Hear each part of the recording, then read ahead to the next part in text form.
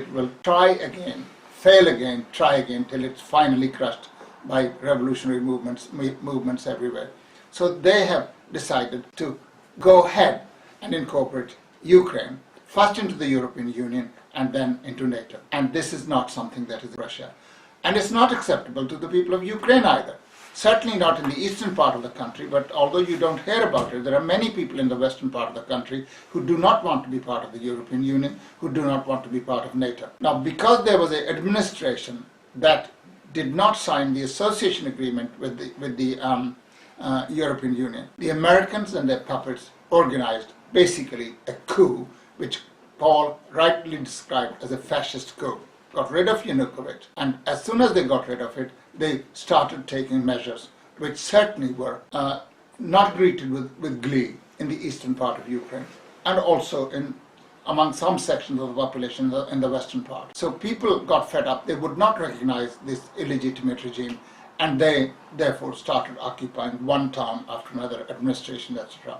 And there have been massacres that have been committed in the southern city of Odessa. There have been massacres in Mariupol, and there have been people killed in Lugansk, there have been people killed in Slavyansk, etc.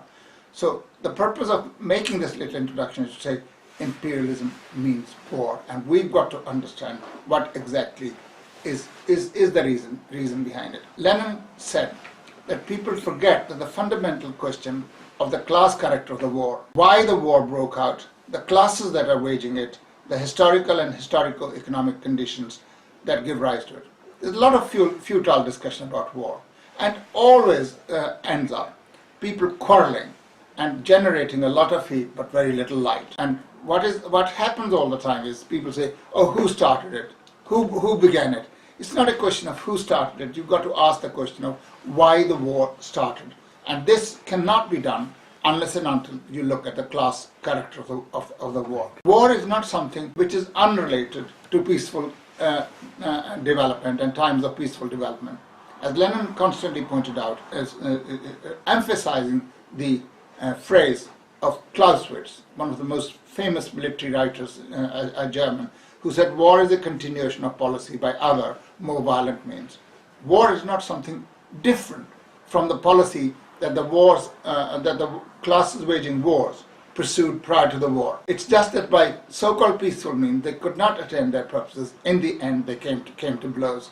And they came to blows, and you've got to ask yourself, what were the economic reasons that they came to blows? What was the policy these parties were pursuing prior to the war?